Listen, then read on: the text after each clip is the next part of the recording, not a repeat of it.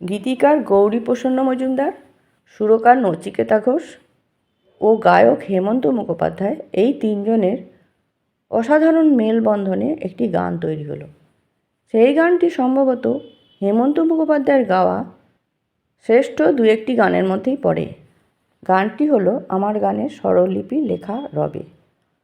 সুপর্ণকান্তি ঘোষের কাছে একটি আকর্ষক তথ্য পাওয়া যায়।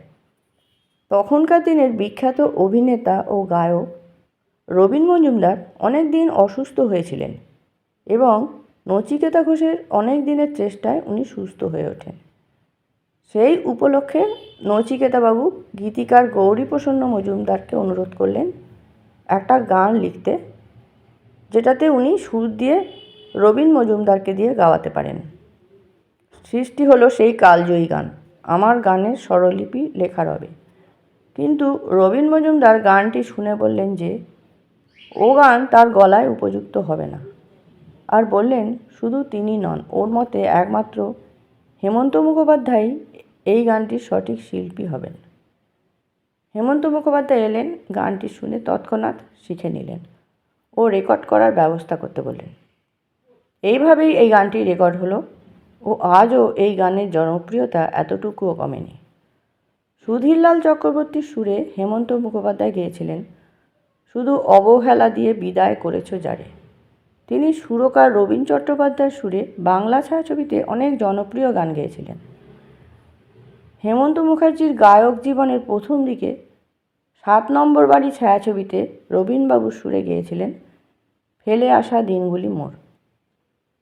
অসম্ভব জনপ্রিয়তা পেয়েছিল এই গানটি। উত্তম সুচিত্রা অভিনীত চন্দ্রনাথ ছবিতে রবীন চট্টোপাধ্যায়ের সুরে গাইলেন ওই রাজা দুলালী সীতা ও আরেকটি গান।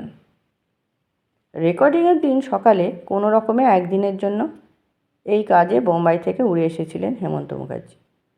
সেই সময়ে তার গলা সম্পূর্ণ বসে যায় এবং হেমন্ত মুখার্জির কথায় ফ্যাঁস ফ্যাঁস আওয়াজ ছাড়া তার গলা দিয়ে কোনো আওয়াজই বেরোচ্ছিল না। হেমন্ত মুখোপাধ্যায়ের সঙ্গীত পরিচালক রবীনবাবুকে জানালেন তার পক্ষে কোনো মতেই রেকর্ডিং করা সম্ভব নয়। রবীন চট্টোপাধ্যায় শুধু বললেন তুমি ওই গলা নিয়েই চলে এসো, আমি ঠিক ওই ভাঙা গলা থেকে আওয়াজ বার করে নেব। হেমন্ত মুখার্জি নিরুপায় হয়ে রেকর্ডিং স্টুডিওতে এলেন। আস্তে আস্তে গান গাইবার চেষ্টা করতে লাগলেন। ম্যাজিকের মতো গলা ধীরে ধীরে খুলতে শুরু করলো আর ঘন্টা 5 মধ্যেই রেকর্ডিং করে ফেলতে পারলেন। আজ এই রেকর্ডিংটা যদি কেউ শোনেন, স্বপ্নেও কল্পনা করতে পারবেন না যে রেকর্ডিংয়ের মাত্র 5 ঘন্টা আগেও ওই গলা দিয়ে শুধু ফ্যাঁস ফ্যাঁস আওয়াজ বেরোচ্ছিল।